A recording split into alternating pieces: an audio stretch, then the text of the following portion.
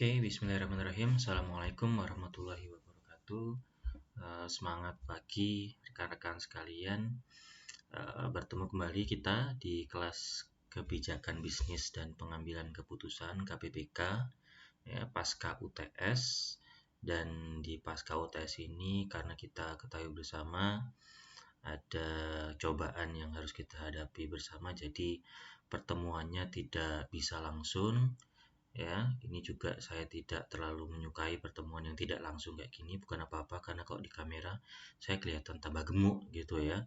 Oke, ada satu pesan yang ingin saya sampaikan pada teman-teman semua di kelas KPPK saya, yaitu kita harus tetap semangat ya. Karena apa? Karena kelas online ini ya, setelah UTS kan semua kelas online membutuhkan effort yang lebih, baik itu dari sisi dosen apalagi dari sisi mahasiswa. Jadi tidak ada kata lain selain semangat ya. Setelah semangat ya, ada beberapa hal yang ingin saya sampaikan tentang bagaimana kelas KBBK ini akan kita selenggarakan. Ada beberapa penyesuaian pastinya, dan penyesuaian ini harus kita cermati bersama, jangan sampai nanti kita kesulitan. Bagaimana penyesuaiannya akan kita lihat, tapi sebelumnya ada pesan kedua yang ingin saya sampaikan setelah semangat, dan saudara jangan lupa untuk presensi ya. Presensi akan dilakukan di web. Saudara nanti bisa cek di link tugas KBPK. Di link tugas itu ada yang namanya presensi. Saudara cukup mengetik kata hadir di kolom kotak komentar tugas itu tanpa melampirkan apapun dan langsung klik submit ya. Jadi untuk presensi saya buka sekitar setengah jam sebelum acara kelas ini dimulai. Acara ya, kayak kita apa aja, setengah jam sebelum kelas ini dimulai, dan saya tutup sekitar 15 menitan lah setelah kelas kita dimulai untuk memberikan saudara waktu untuk presensi apabila saudara masih sibuk dengan tugas kita atau masih kita diskusi tanya jawab gitu ya. Oke saudara, sebelumnya sebelum kita lanjutkan, karena ini rekamannya amatiran gitu ya, dan work from home ya, literally from home, jadi nanti kalau ada sound effect apapun itu harap dimaklumi ya. Ya kadang-kadang ada suara kucing gitu ya, kadang-kadang ada suara cecak gitu, kadang-kadang ada suara apa anak-anak main, ya mohon dimaklumi ya, mudah-mudahan tidak mengurangi kekusyukan kita. Oh ya, saya menyarankan untuk saudara menggunakan headset biar jelas ya. Menggunakan headset biar jelas, dan sebisa mungkin kualitasnya saya jaga soundnya. Jadi tapi saya tetap menyarankan pakai headset gitu. Oke, sekarang kita langsung saja ke sistematika kuliah kita setelah UTS di KBBK itu seperti apa. Seperti ini saudara. Ini filenya akan saya share di bagian materi, jadi saudara, atau di WA, di grup WA kita. Jadi saudara bisa lihat, nanti bisa baca sendiri-sendiri. Oke, rencana pembelajaran kuliah online atau kuliah daring untuk mata kuliah KPPK grup A1 ya, kelas kita. Ini adalah HP saya, harusnya saudara sudah punya semua ya. Dan ini saudara, saya minta yang belum bergabung wajib bergabung di grup kelas ya. Ada link, tinggal diketik di browser saudara, nanti akan langsung join ke kelas grup WA grup kelas kita. Lalu ini ada catatan penyesuaian kuliah online kita untuk mata kuliah KPPK. Saya bacakan. Yang pertama adalah model kuliah kita ya, semakin menekankan inisiatif dan keaktifan mahasiswa. Jadi saya minta saudara tidak berbeda di kelas. Kalau misalnya ada yang mau ditanyakan, bisa lewat voice recording di WA atau teks gitu ya di WA. Jadi inisiatif saudara malah semakin dituntut di kuliah online ini. Ya. Yang kedua adalah untuk KBPK, mahasiswa yang sebelumnya belum memiliki berbagai software yang kita akan gunakan, silakan saudara install. Ya, setelah Meet ini kita akan menggunakan 3 software.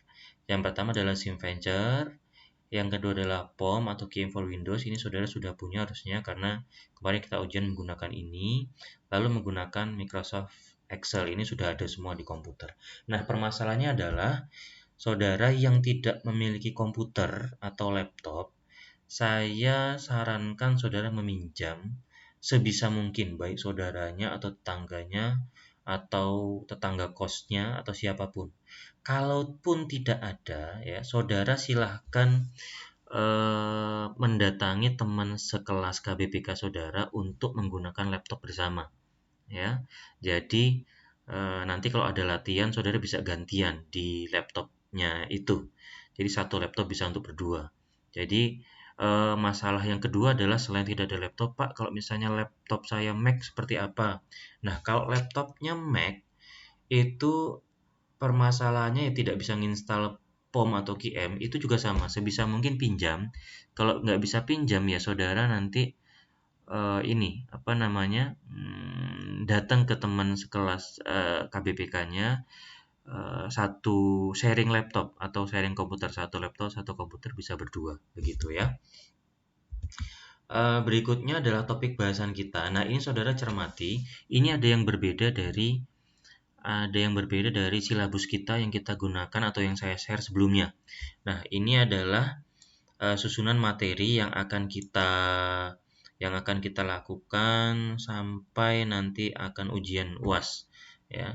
Jadi yang awalnya SimVenture itu 4 pertemuan di awal kita geser. Pertemuan kita yang pertama ini adalah analisis keputusan ya, decision table, lalu baru SimVenture untuk 5 kali pertemuan, 4 kali latihan, dan 1 kali itu nanti ujian atau pengambilan nilai, penilaian. Lalu yang terakhir adalah AHP, Analytical Hierarchical atau Hierarchy Process ya. Nah, bagaimana teknis pelaksanaan kuliah? Saudara perhatikan baik-baik, untuk memudahkan koordinasi, saya minta sekali lagi saudara join ke WhatsApp grup kita. Ya, ke WhatsApp grup kita karena apa-apa, kalau ada apa-apa saya akan segera koordinasi di WhatsApp grup kelas kita. Ya. Kalau tidak melalui link ini, saudara juga bisa lewat web. Itu ada linknya. Oke, yang kedua adalah saya minta saudara menyiapkan semua fasilitas, sarana, dan prasarana semaksimal mungkin. Tidak perlu dipaksa.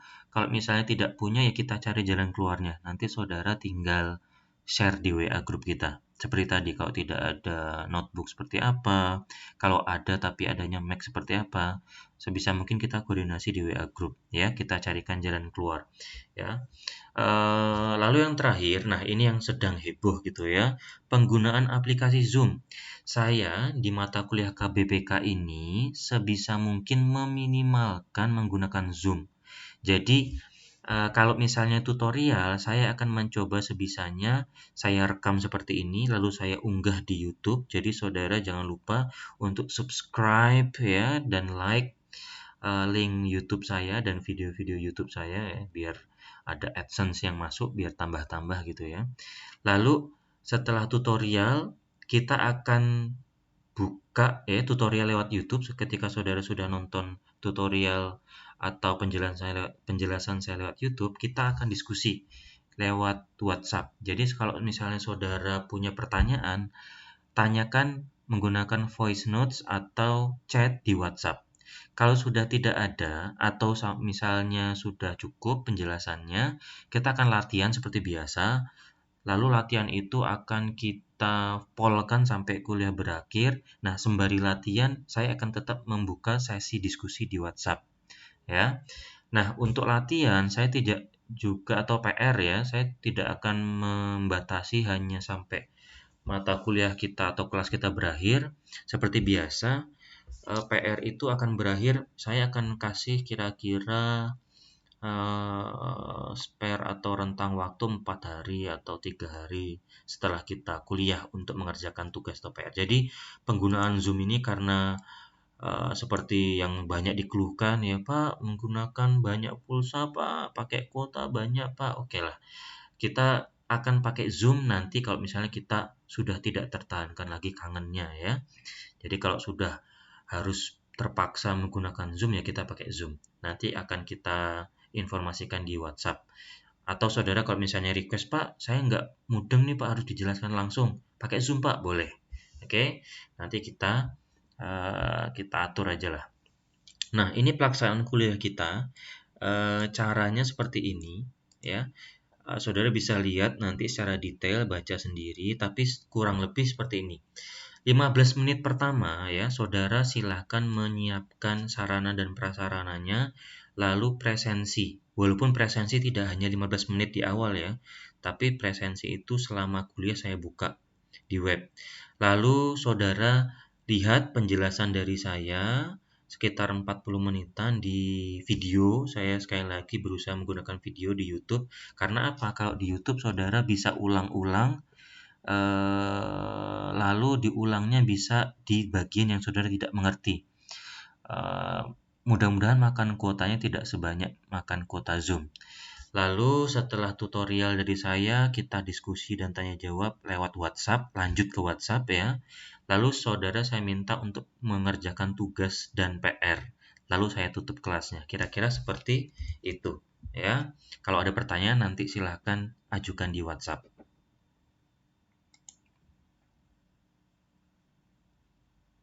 Nah, saudara, sekarang kita langsung masuk ke materi untuk pertemuan pertama yaitu decision analysis ya. Decision analysis atau analisis keputusan.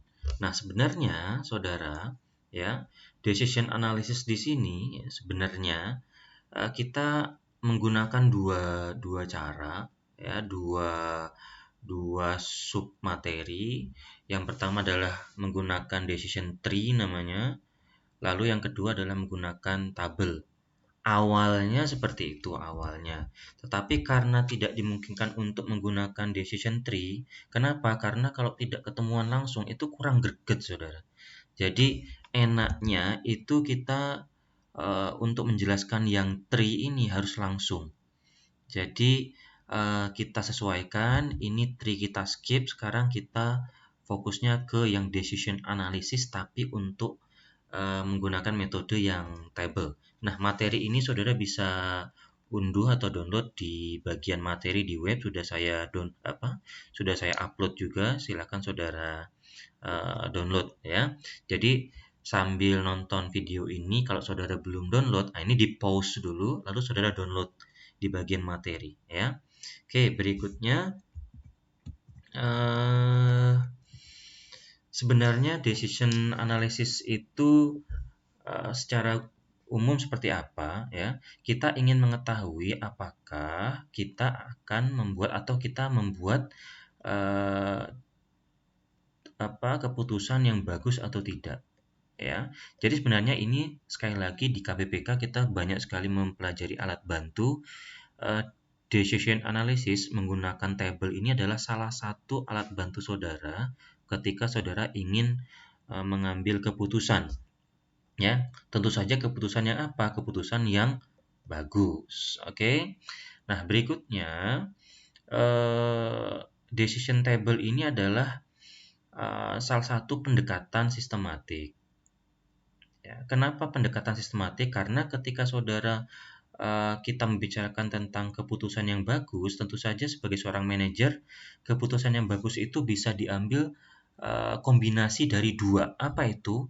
Yaitu logika dari si pengambil keputusan. Misalnya saudara sebagai seorang manajer, logika itu ya bisa saja karena pengalaman, karena kebiasaan, dan lain-lain gitu ya.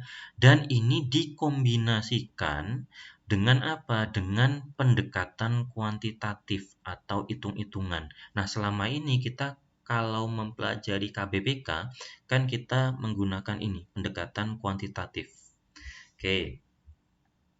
Nah, saudara, dalam memastikan kita mengambil keputusan yang bagus, ya, ada beberapa langkah-langkah yang saudara perlu perhatikan, beberapa langkah-langkah yang saudara perlu cermati dan lakukan. Ini ada 6 secara teori ya. Saudara nanti bisa baca sendiri, tapi enaknya 6 ini, ke 6 steps ini akan langsung saya jelaskan dengan dengan contoh. Oke, contohnya apa? Contohnya adalah ini. Contohnya ini tadi steps-nya yang tadi ya. Steps yang tadi, step 1, step 2, step 3 sampai step 6. Saya akan jelaskan langsung menggunakan contoh. Contoh ini adalah contoh yang juga ada di buku, yang saudara juga bisa download di bukunya di bagian materi.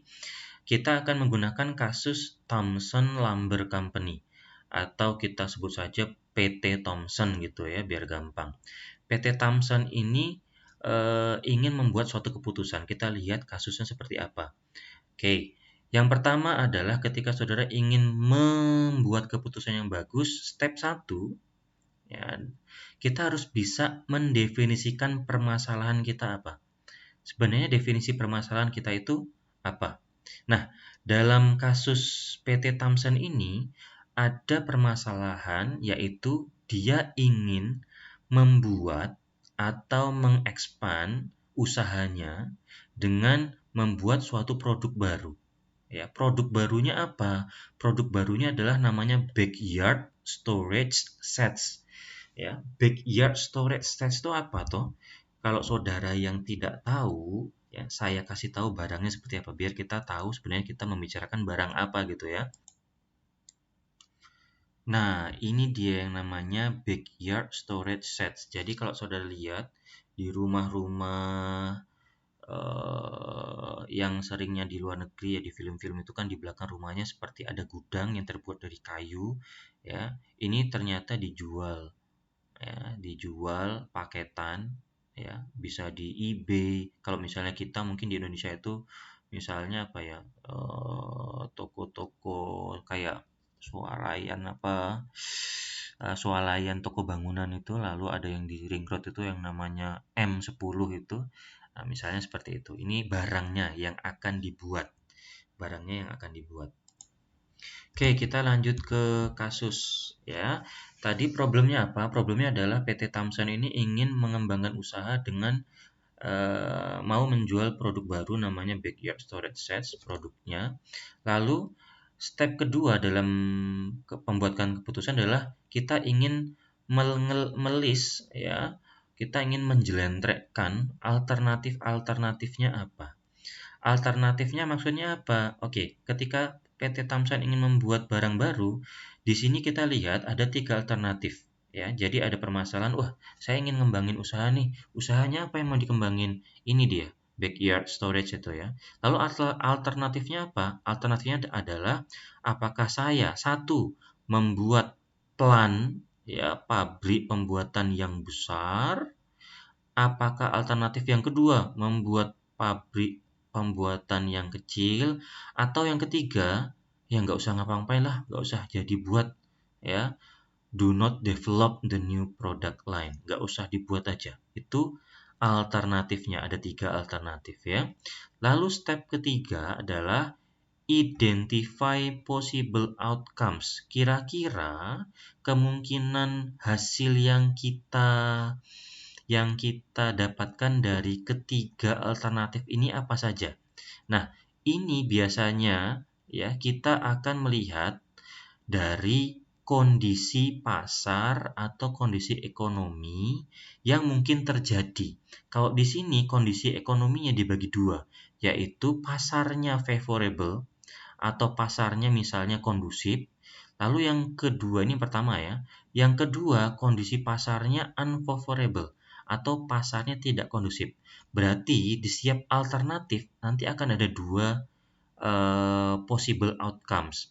Ini favorable ya, unfavorable, favorable, unfavorable, ya, favorable, unfavorable seperti ini. Lalu langkah yang keempat adalah list the payoff. Artinya gampangnya gini aja. Ketika ada possible outcomes ini, kita harus tahu setiap possible outcomes itu menghasilkan pemasukan berapa. Ini menghasilkan berapa dolar ya di favorable market, di unfavorable market menghasilkan berapa dolar. Sedangkan untuk small plan untuk favorable market itu berapa dolar, lalu unfavorable market itu berapa dolar, dan seterusnya. Itu maksudnya seperti itu yang langkah 4. Jadi di setiap kemungkinan dan di setiap rencana itu menghasilkan berapa pemasukan untuk PT Tamsan atau perusahaan kita nanti. Lalu berikutnya, step 5 adalah kita akan melakukan decision model. Nah, ini akan kita gunakan menggunakan aplikasi bantuan Form for Windows atau QM. Ya. Lalu step 6 ini apabila sudah ada keputusan, ya kita lalu aplikasi keputusan kita. Ya, aplikasi keputusan kita. Oke, kita akan lihat dulu apa maksud dari contoh di atas. Ini sudah dijabarkan terlebih lebih detail ya, lebih detail sudah dijabarkan. Oke, kita lihat. Saudara, seperti yang dilihat di layar, kita punya decision table with conditional values bla bla bla. Maksudnya apa? Ini tadi yang dijelaskan. Nah, ini adalah alternatifnya, ada 3. Nah, ini adalah possible outcome-nya. Jadi, masing-masing memiliki possible outcome di 3 alternatif ini dan di 2 kondisi pasar. Baik itu pasar yang kondusif maupun pasar yang tidak kondusif. Contohnya, untuk pelan yang besar, kalau misalnya pasarnya itu kondusif akan menghasilkan 200.000 dolar. Sedangkan untuk pasar yang tidak kondusif, untuk large plan ini akan merugi 180.000 dolar dan seterusnya. Itu cara membacanya ya. Oke, kita lihat. Lalu apa keputusan yang diambil? Apa keputusannya? Nah, sebelum kita melakukan penghitungan dengan model kuantitatif, ya, saudara perlu mencatat. Ini sambil dicatat juga boleh ya, karena kalau nggak dicatat nanti saudara bingung. Walaupun saudara lihat ke belakang itu nanti saudara bingung. Ya, oke. Ada beberapa hal yang saudara perlu tahu untuk type of decision making environment, ya, type of decision making environment. Ada 3 tipe. 3 tipe itu maksudnya apa? Kita lihat oret-oretan saya ya. Yang pertama, tipe 1, decision making under certainty, ya. Decision making under certainty. Yang kedua, decision making under uncertainty. Kalau yang certainty artinya pasti ya, kita mengambil keputusan tapi kita tahu persis kondisinya seperti apa. Kalau yang tipe kedua, uncertainty, tidak pasti. Ya, tidak pasti. Apa ciri-ciri keputusan yang under uncertainty? Kita tidak mengetahui, doesn't know the probabilities. Jadi kalau saudara ketemu soal yang tidak ada persentase kemungkinannya, berarti itu yang tipe keputusan yang kedua. Lalu tipe keputusan yang ketiga adalah decision making under risk, di bawah resiko. Ciri-cirinya apa? Kita tahu probabilitas. Jadi kalau ada di soal, saudara lihat persentase probabilitas, berarti itu ada tipe yang ketiga. Nah, yang kita pelajari, saudara, tipe keputusannya hanya keputusan yang kedua dan yang ketiga. Kenapa? Karena kalau keputusan yang pertama kita nggak usah pelajari, karena sudah pasti. Gitu aja. Gampangnya kalau sudah pasti ya udahlah. Gitu. Yang kita ingin pelajari yang tipe 2 dan tipe 3. Tipe yang uncertainty sama yang under risk, keputusan yang tidak pasti sama keputusan yang dengan resiko. Sekali lagi, ciri-cirinya kalau tipe 2 yang uncertainty itu di soal nanti tidak ada persentase kemungkinan terjadinya. Contoh, kita balik lagi ke contohnya tadi ini. Nah, di contoh yang di sini ini kan belum ada tidak ada informasi favorable market itu akan terjadi berapa persen, unfavorable market itu akan terjadi berapa persen. Nah, ini berarti contoh keputusan yang kedua. Kalau ada informasi misal ya, favorable market kemungkinan terjadi 70%, unfavorable market kemungkinan terjadi 30%. Ya, 30%. Berarti itu tipe keputusan yang ketiga, under risk. Ya.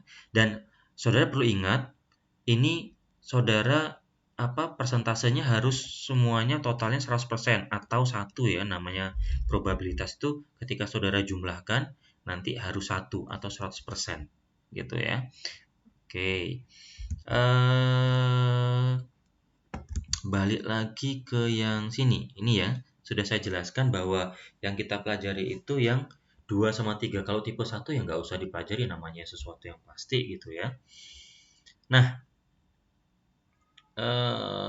oke.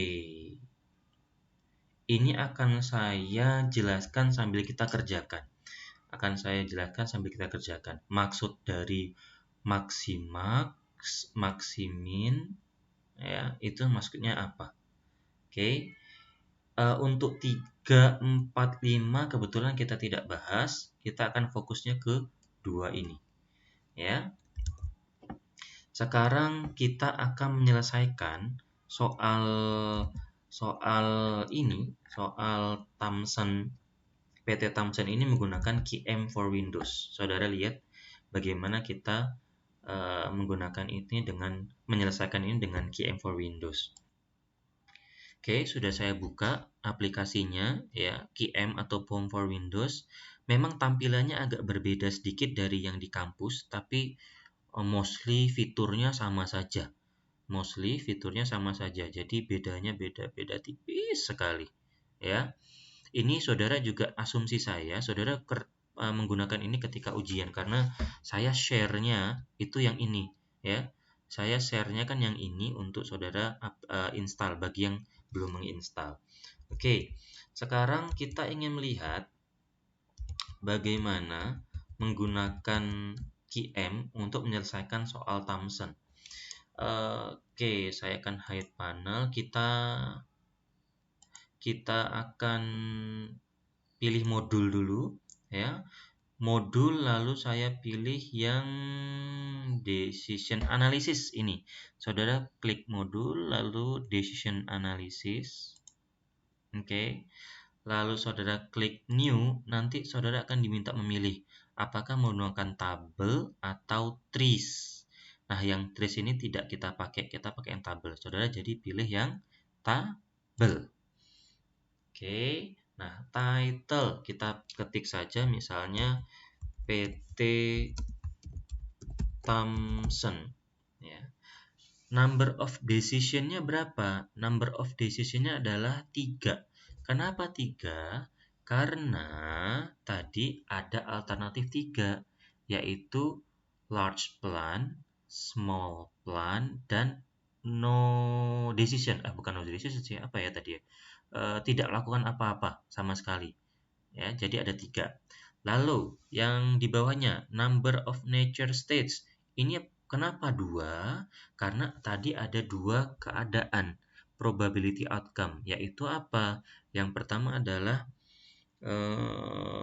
favorable market, atau misalnya kita tadi istilahkan di Indonesia kan dengan pasar yang kondusif, lalu unfavorable market. Jadi decision-nya 3, number of states-nya 2. Kita akan cari objektifnya adalah memaksimalkan profit. Kita pilih OK. Nah, seperti biasa ya, state ini kita bisa edit dengan favorable, lalu yang state 2 unfavorable. Nah, probabilitiesnya bagaimana, Pak? Probabilitiesnya kebetulan tidak diketahui. Probabilitiesnya kebetulan tidak diketahui. Jadi kita nolkan saja. Ya, kita nolkan. Lalu decision yang pertama apa tadi? Yaitu large plan. Large plan. Decision yang kedua adalah small plan. Yang ketiga do nothing, ya. Lalu kita isikan yang di tabel tadi. Untuk large plan di favorable berapa, untuk di unfavorable berapa, dan seterusnya ya. Saudara lihat di PPT itu. Oke, saudara masukkan angkanya sesuai dengan yang di PPT. Large plan di favorable itu adalah $200.000. Ini minus 180.000. Ya, 100.000. Di sini minus 20.000. Do nothing 0 dan 0. Ya, ini tinggal kita solve saja. Ini tinggal kita solve. Kita solve, nanti akan keluar seperti ini. Oke, saudara perhatikan baik-baik ini ya. Saudara perhatikan baik-baik. Oke, kita lihat ini. Ya, ada maksimin, ada maksimax. Ya, ada maksimin, ada maksimax. Saya akan jelaskan dulu arti maksimin dan maksimax. Ya. Maksimin itu saudara gunakan atau saudara pilih jika saudara adalah orang yang risk averse atau orang yang menghindari resiko. Kalau saudara orang yang menghindari resiko, berarti saudara tidak suka terpapar resiko. Jadi saudara nanti pilihnya angka yang maksimin. Jadi kalau saudara orang yang risk averse menghindari resiko, milihnya adalah yang do nothing. Oke, yang do nothing. Lalu maksimax itu apa, Pak? Maksimax adalah jika saudara orang yang risk seeker atau orang yang orang yang suka tantangan, ya, suka tantangan lalu berani mengambil risiko. Berarti saudara akan milih yang large plan yang akan memberikan keuntungan sebesar $200.000. Bagaimana, Pak, angka-angka ini didapatkan? Oke, angka-angka ini didapatkan dari sini. Kita akan lihat. Ini adalah asal angka maksimax ya, saudara perhatikan. Ini angka maksimax. Dapatnya bagaimana? Untuk maksimax, angka yang saudara pilih jika saudara risk seeker ya, yang pede, orangnya percaya diri, cara seperti ini. Dari dua ini ya, mana yang paling besar? 200.000 sama minus 180.000. Otomatis yang 200.000. Berarti di sini tulislah yang 200.000. Lalu dari dua ini mana yang paling besar? 100.000 sama minus 20.000. Ya, otomatis 100.000. Ini juga ke sini. Nah, dari 200.000 sama 100.000 mana yang paling besar? Yang paling besar adalah 200.000. Makanya dapat angka maksimaksnya adalah 200.000. Itu caranya. Itu asal mulanya. Sekarang kita ke asalnya maksimin. Maksimin itu dapat dari mana toh? Maksimin itu dapat dari gini. 200.000 sama minus 180.000, mana yang kecil? Otomatis ini.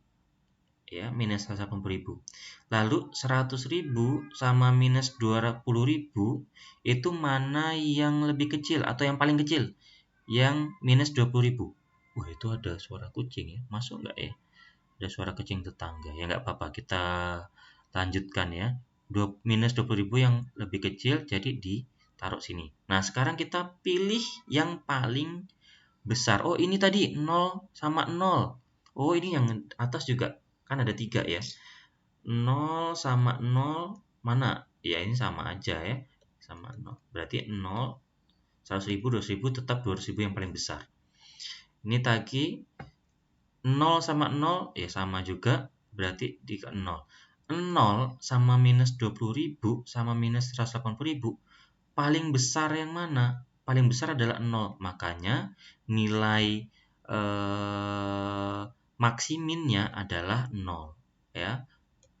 Oleh karena itu, nilai maksiminnya adalah 0. Begitu ya. Oke. Jadi kesimpulannya apa? Kesimpulannya adalah kalau saudara orang yang pesimis, saudara pilih yang do nothing. Jadi yang hasilnya 0. Tapi kalau saudara orang yang optimis ya, risk seeker, saudara pilih yang large plan yang menggunakan angka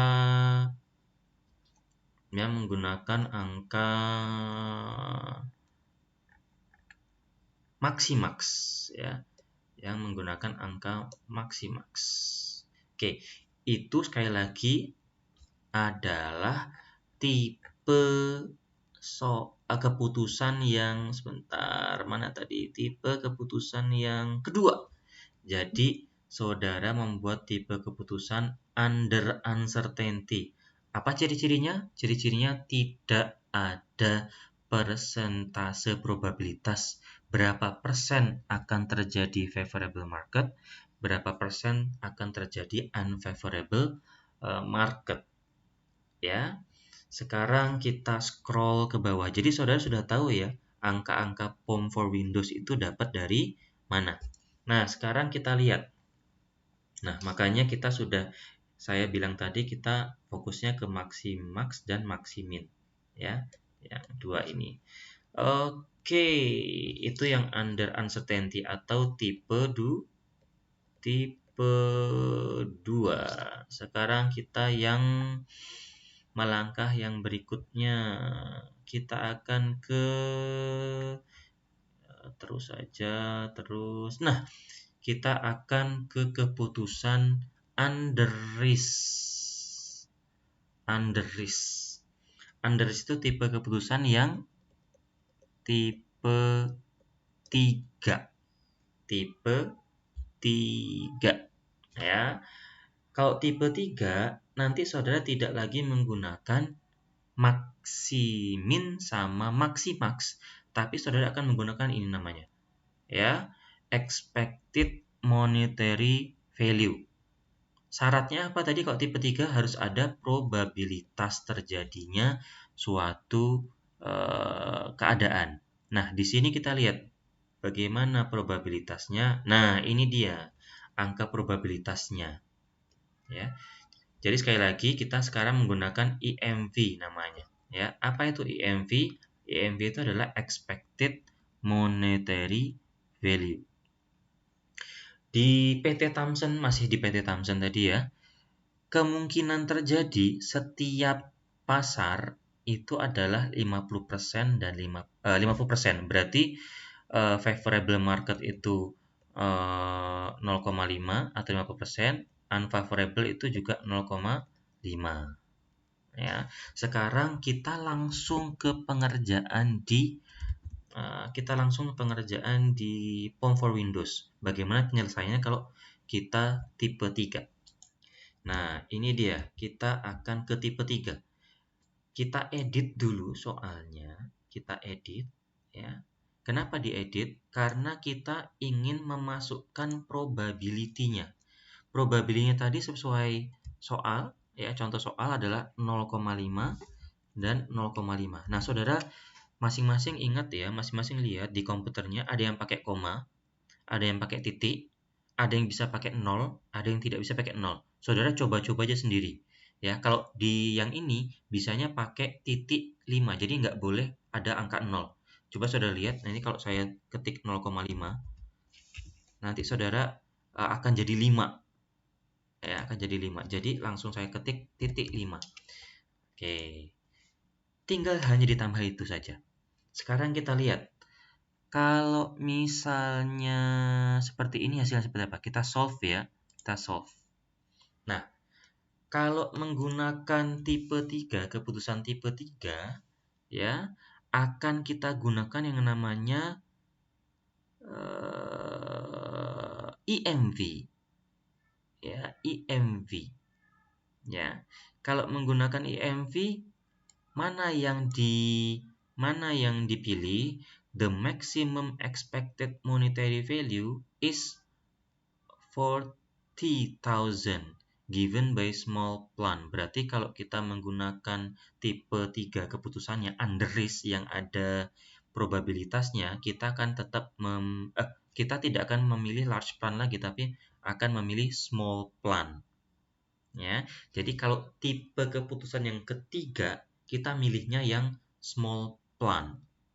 Kalau yang tipe keputusan yang kedua, yang tidak ada probabilitasnya, itu tergantung saudara saudara itu risk seeker atau risk averse. Jadi seperti itu ya, mudah-mudahan jelas. Sekarang saya akan sedikit menjelaskan dari mana angka 40.000 ini. Angka 40.000 ini dari mana? Dari sini. Oke, saya pindahkan screen-nya dulu ya.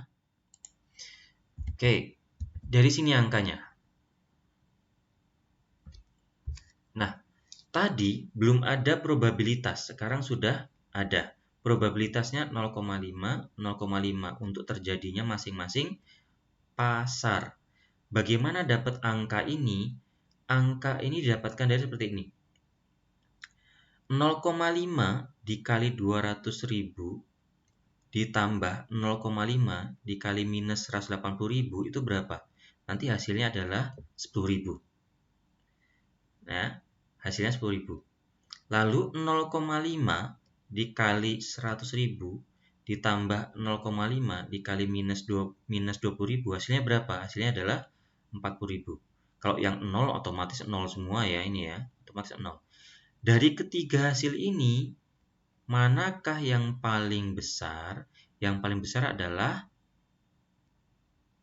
40.000. Oleh karena itu, jika menggunakan tipe 3 ya, tipe 3